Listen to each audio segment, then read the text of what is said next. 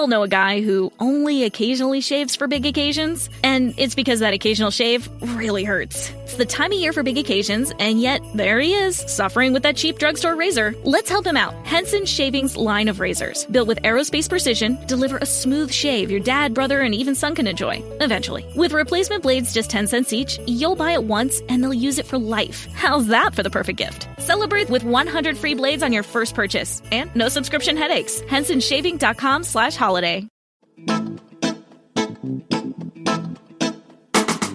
Hello and welcome to History for Weirdos. We're your hosts, Andrew and Stephanie. And each week, we're going to take you on a journey into the strange, obscure, and relentlessly entertaining corners of human history. Now listen up, friends, because it's about to get weird.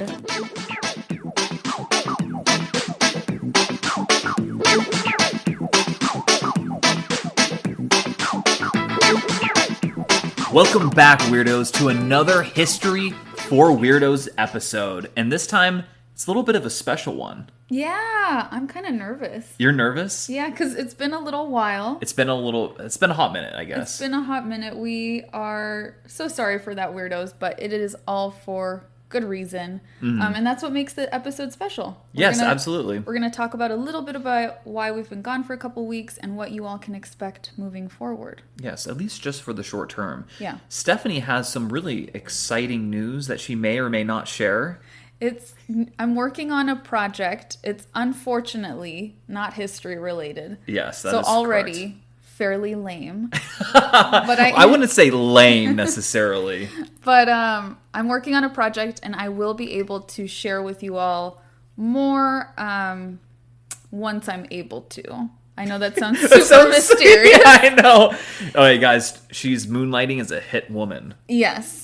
And I'll be able to do a spin-off podcast all about it. No, that's not it. I'm working on a really, really cool project. And because of that, it's taking up, oh my God, so much of my time. Like all of your time, basically. All of my time for the next couple of months. And I'm really excited to be able to share more once it's closer to complete. But we were thinking over the next couple of months, with my workload essentially being a lot higher, we are going to do shorter form episodes. So we're going to experiment with shorter episodes for the next couple of months. It's not permanent, but we rather do that than have to miss more episodes moving forward. And we also want to hear from you all, from the weirdos out there, if you like short episodes, if that's something we should incorporate more often in the future. Please let us know, because this podcast is obviously... it's about the relationship we have with you listeners out there, so we want to hear your feedback. Absolutely. It is very special, and we do hold it in very high regard. Yes, we do. And then another one of the reasons this episode is special, and another one of the reasons that we missed a week, was because since you all have last heard our lovely voices, Andrew turned 30. Yes. Yay! I am now officially an old man. He's officially ancient history himself. Yes, I love studying ancient history, and now I am ancient history. Yeah. Andrew Much to the chagrin of my grandparents. Oh my gosh. Yeah, they're like, no. No, you are not old. Please Yeah. stop saying that. But we were celebrating Andrew's birthday weekend, which Andrew typically is not a birthday weekend person. You're not a big birthday person. No, this time I even accepted that this is a bigger one just simply because I turned 30. Yeah, huge milestone. How do you feel being 30? I feel like I can't handle my liquor nearly as well. And I'm constantly sore. So yeah, it's going well. I think that sounds very on track. Very on brand. Very on brand. I'm glad to hear it. Do you want to tell them the big thing that we did for your birthday? Do you want to share? Yes. This is not history related either, but it was really cool. But it was, it was very cool. My mom, so shout out to my mom, she got us a gift where we got to take a private helicopter tour of kind of like the South Bay of LA. Yeah, it was so cool. So cool. I mean, I had never seen it's so funny. I've flown so many times, especially being an ex-consultant. You're just always on the road. But having like a helicopter tour and being sort of low, and actually kind of going slow and seeing parts of the city was really kind of just a wonderful experience. Then we went over through, if you're familiar with Los Angeles, we went past like through Torrance Beach, around Palos Verdes, and into Long Beach. Yeah. So we saw the Queen Mary. Yeah, exactly. And the Port of Long Beach, fun fact, is one of the largest ports in the entire world. And I think it might be the largest port in the United States. Like you said, obviously we've flown out of here before, but when we were in the helicopter, I was like, this is massive. It's insane. Yeah. It was a really cool experience. The helicopter, you guys, was really small. It was. It looked like a toy, and it felt not very concrete. Yeah, and Stephanie, like, the moment basically we leave and we're, like, getting back to the car, she's like, I couldn't stop thinking about Kobe Bryant. And I was like, oh! So I sometimes have panic attacks.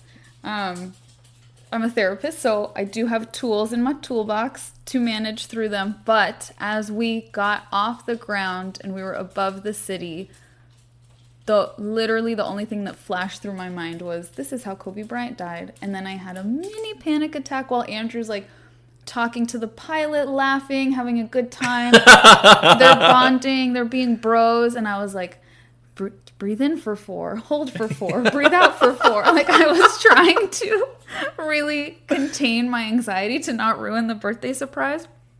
And luckily it passed, because panic attacks always pass. And then I was able to enjoy the rest of the helicopter ride. It was a really cool experience. It was very, that's not something I would have ever gotten myself, but I'm glad that someone got it for me. Yeah. So thanks, Mom. It was very sweet. And then that brings us to the other thing we did for your birthday, which is we participated in a bit of local history. Yes. And that is what this episode will be on. So we stayed at the Georgian Hotel in Santa Monica for Andrew's birthday.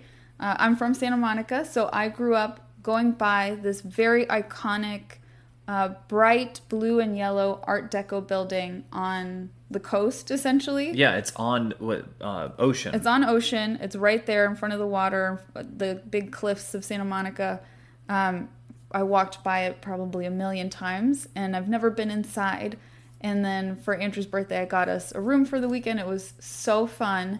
And after I booked, I Googled the hotel because I was trying to call them to ask them something.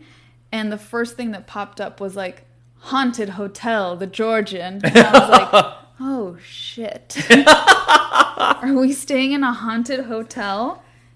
And we did. We absolutely did. We absolutely did. So I'm going to tell you all a bit about the history of this hotel, and you can decide for yourselves by the end of this episode if it's haunted. Okay? Well, and also, just like, even besides the haunting part, it was a staple of Santa Monica. Like, it was surrounded by forest. Yeah, I'm going to get to that. Okay, sorry.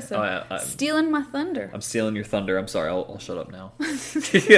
No, please. There's a podcast going. Don't shut up. So the hotel, again, the Georgian Hotel in Santa Monica, was built in 1933, which is very old for LA. Yes. If we have any folks that are listening on the East Coast or in Europe, you're probably laughing that we think that's old, but that's very old for us. For LA, that's especially Santa Monica to boot. That's incredibly old. It was the first skyscraper in Santa Monica. Oh, and it's so cute because it's so not a skyscraper. It's not a skyscraper, but the people at the time were like, wow, that's massive. It was designed as a retreat for Los Angeles' elite and was tucked away in the woods along the coast, which we learned while we were at the hotel that it's if you've never been, Ocean Street in Santa Monica is populated with beautiful like hotels and condos and restaurants, and it's very crowded. Traffic there sucks. It's horrible. But it's really beautiful, and it was so insane to think of it being like a dense wood before. Yeah. Before all of that. So that's not the thing. That's not what you'd think. That's the last thing that you would think looking at that street. Mm-hmm. At the time that it was built, this location actually would have been really secluded, and that was intentional. It was meant to be very secluded and very exclusive.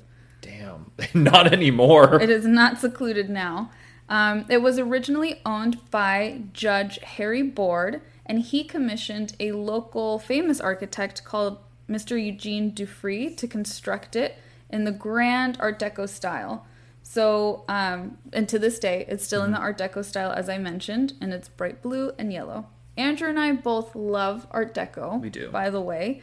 And for those of you who don't know what it is, I did look up the definition of what this style is. It's a style of architecture, art, and jewelry known for being symmetrical, geometric, streamlined, often very simple, balanced, pleasing to the eye. And it was a style that was started in France just before World War I. And it was really like popularized in the 1920s, right? Yeah. The Roaring 20s. Exactly. So we actually, just before recording this, we just finished Downton Abbey. Yes. And a lot of the dresses and the architecture that you see when they do the scenes in London is very Art Deco. Yeah, especially in the latter part of the series. So, back to the hotel. It was a speakeasy during Prohibition and became known for just this sentence. It was known for, quote, martinis and jazz along the beach. How awesome does that sound? I know. I really wish I could have seen it in its heyday. Oh my god, martinis and jazz along the beach. So lots of famous folks obviously frequented this joint. This joint right here. This joint, yes. Like What? Clark Gable and Carol Lombard. Other famous patrons were Bugsy Siegel and Fatty Arbuckle. Bugsy Siegel. Bugsy Siegel was a gangster. He was, and you know what's interesting? He, I shouldn't say this because I'm not 100% certain, but I do know that he was very involved in the early portions of Las Vegas, and I literally just came back from Las Vegas a few hours ago. It's all connected, It's man. all connected, man. It grows to the top. It goes all the way to the top, yeah. So Clark Gable, Carol Lombard, Bugsy Siegel, and the last one that I mentioned was Fatty Arbuckle. Fatty was a comedian, and he was once the highest paid actor in the world, but his career abruptly ended when he was accused of a murder in San Francisco, California. Wait, wasn't he the guy that... There's that one TV show that took place like in the 30s? Oh my gosh, it's about the guy who's The detective. Detective. It's the remake, the show he's normally a judge back in the day. Oh no, why am I forgetting? It's his name. Oh no. No, this is like... Yes, I think he's the actor that they reference when they catch him in a Yes. scandalous scene having, sex with someone that he's not married to, and there's a lot of like food play involved. Yeah. But yeah, Perry Mason. Perry Mason, thank you so much, baby. Yeah. I think that's the actor they're referencing in Perry Mason. Yes. He, like I said, huge star. It's a potential episode one of us could do in the future is the story of Fatty Arbuckle and how his career crumbled. Right. I will say accused of murder. From what I remember of the case, I think they did an episode on it. And My Favorite Murder, what I remember is it didn't sound like he actually murdered someone. It was just lazy police work. And it just sounded really good in the newspapers. Wow. But there was a death, unfortunately, involved. So he was biggest, highest paid actor in the world. He frequented the hotel where we stayed along with some gangsters and some other actors, right? Just us on a Tuesday, That's us. Okay, it was actually a Saturday, but whatever. Yeah, that's the crowd we hang out with. Gangsters. Then, in the 40s and 50s, Santa Monica experienced a very big economic boom, as did a lot of places, and the land around the Georgian started to be developed, like we'd mentioned at the beginning. It's very, very developed now. In the 1960s, the hotel was actually turned into, quote, modern apartment buildings, and famous philanthropist/socialite Rose Kennedy lived there, and she was known for entertaining a lot of high society guests at the Georgian. This might be a dumb question, but is she related to the Kennedys? Yeah, she's a Kennedy. I just couldn't figure out which one. She's just in that family tree. Yeah, she's in the family tree. Yeah. That's why she has the philanthropist/socialite as her professional title. Just gets to have fun and be rich for a living. She's a professional rich lady. Nice. Yeah. Can I be a professional rich lady? I mean, me first. That's my dream. So that was the 60s. It was these really bougie apartments, but then it was once again turned into a hotel in the 1990s, which is when I arrived in Santa Monica. Oh, wow. Look at that. 1997, I think, is when we moved there. Oh, okay. I was born in 92, but we lived in Venice. And then Venice, by the way, is Venice Beach, California, not Venice, Italy. Yeah, Venice Beach, California in the 90s. If you know, you know. And then, if you know, you know. And then we moved to Santa Monica when I was about 5.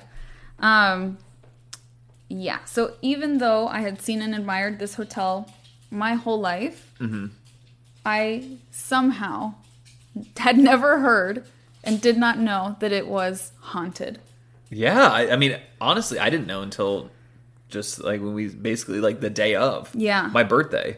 So this is where a little story time, a little personal anecdote comes in. Yes. So like I said, I saw it was haunted when I was looking up the hotel to call them, and I intentionally did not read what they meant by that because I do believe in ghosts. I am Irish Mexican American. Of course I believe in ghosts. I was absolutely you do raised as if ghosts were real. These were not like just stories for me, so I was like, oh hell no. You would have had a lot in common with the Neo-Assyrians of Ashur. I'm sure. Yeah. I'm sure we would have had a ton in common. Absolutely. So I didn't want to put any ideas in my head. I didn't want to get scared. Okay, so I didn't read anything. I was like, I'll read about it after.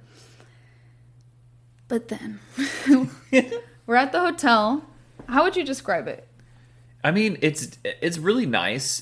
But it definitely has kind of like that 30s charm to it. But it's updated, but not updated. Like there are certain like fixtures that like you don't see in modern times. And so much like the scale feels so small. Yeah, inside. like it's the rooms are small. Like it's definitely doors are holdout. small. Yeah, the elevator's small. Even the peephole is like really weird. It was like a window. It's not a peephole. Yeah, it's a window. Yeah, like the really like ornate like tile. Yeah. And the floors, the bathroom, the bathtub, like the sink, even like it was just very like part of it was very 30s. Yeah. So when you're there, this is just to paint a picture for everyone listening. We'll obviously post photos on Instagram, but you can tell you're in an old place. Like it feels like, oh, this place has had many lives.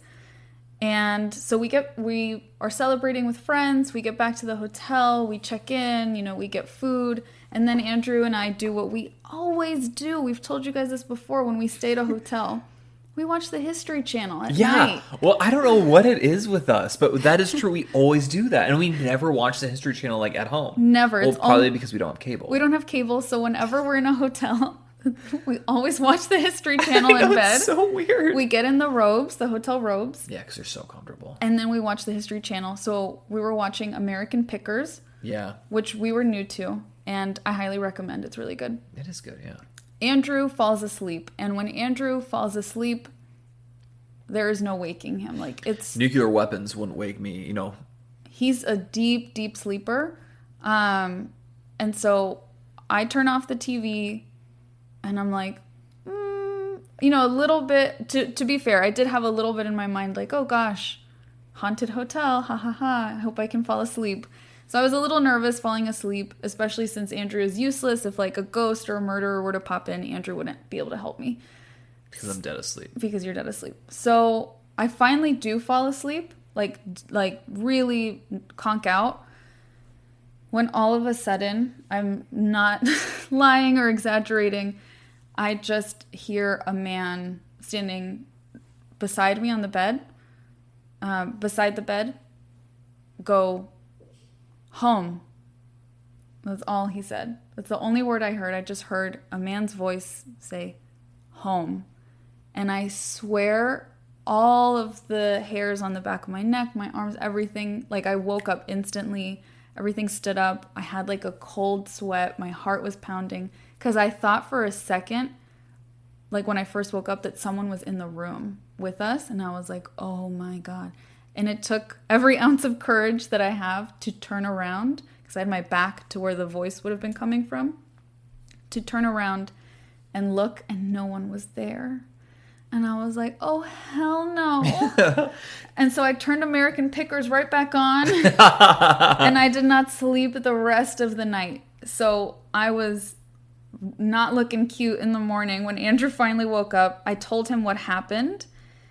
And you very sweetly believed me right away. Oh, 100%, yeah. You did not act like I was crazy. And so we decided to look up finally, like, well, what have people said about the hotel being haunted? Right. And so now I will tell you what others have reported of the hauntings. Yes. So when the speakeasy restaurant in the hotel is completely empty, many staff report hearing footsteps running around in the room. Oh. Guests and staff has also reported hearing loud sighs and gasps when no one is around. So imagine being in an empty room and you just hear like, That's so creepy. Right? Yeah. But then the biggest report, the most frequent thing that people report is hearing a disembodied male voice greeting them, saying, "Good morning." So I heard a disembodied male voice saying home. So that's like kind of sad. It was really sad. Because then once we read this, I was like, wait, what if he wants to go home and he thought I could help somehow? I know I sound cuckoo bananas, you guys, but I am. So, but it's the truth. But so it's the truth. We're not going to beat around the bush. It's freakish. Like the disembodied male voice saying good morning was just so similar to what I heard. It really convinced me that I heard something. Yeah. So did we experience a little mini haunting? What do you think, babe? Yes. Yeah? That's as simple as that. I think we did. You believe me? I believe. Yeah. What do you all think, weirdos? Please let us know. Yes. I'm really curious to see what you guys say. Be kind. You know, don't be too mean to me for being a little baby about it. But it was just, I don't know how else to explain it other than it was a very visceral experience. Mm-hmm. It wasn't like, oh, I was dreaming and it was kind of fuzzy. It felt like my body was very aware that something was in the room, and that's what woke me. And so that was our experience celebrating Andrew's 30th birthday in a haunted hotel, the Georgian in Santa Monica, which if you all are ever in Santa Monica, definitely pop on by. They have a really good restaurant. They do. And see if you could check out the speakeasy. Because of COVID stuff, it was closed when we went, but we definitely want to go back to see the speakeasy part, especially. Yeah. I know, I definitely want to be there late and see if I hear anything. If you hear footsteps running around. Yeah. Ooh. Spooky. So that is our episode on the Georgian. Yeah. Do you have any final thoughts, my love? We were in a haunted hotel room, babe. Yeah. That's kind of all I have to say about that. I think that's all there is to say. I'm very curious to hear what others think. Yes. I don't think I've told anyone except you, Andrew, my therapist. Of course, I told her. Mm-hmm. That's such an LA thing to say. Also my therapist. And now our listeners. And yeah, now all of you guys. The most trusted folks in my life. So please tell us, what do you think? And if you, oh my gosh, share if you've ever experienced Yes, we really would like to hear that. And if you feel comfortable with us sharing your hauntings, like if you comment on the pictures of the Georgian, let us know if we can share on the podcast, because it'd be really cool. Yeah, or if you want to just email us to even be more anonymous, then absolutely. Oh, Whatever you guys feel comfortable with. Where can they email us, love? You know what? And that leads us into the kind of the last stretch of the episode. Yes. You can email us at historyforweirdos@gmail.com or follow us on our Instagram, just simply at historyforweirdos. Yep. And then as always, we truly appreciate all the ratings, the reviews, the people who hit subscribe, because it helps other folks find the podcast. It gives us really good feedback. But please communicate with us if you have had any paranormal experiences. Ooh. We'd be very thrilled to hear. And like we said at the beginning of the episode, for the next couple months, the episodes will be a little shorter. This one was very special because it's mostly just about Andrew's birthday and our experience, but we will do like normal Weird History episodes, just in shorter format. So you can expect that next week as well. Absolutely. And until next time, weirdos. Until next time, weirdos. Bye. Adios.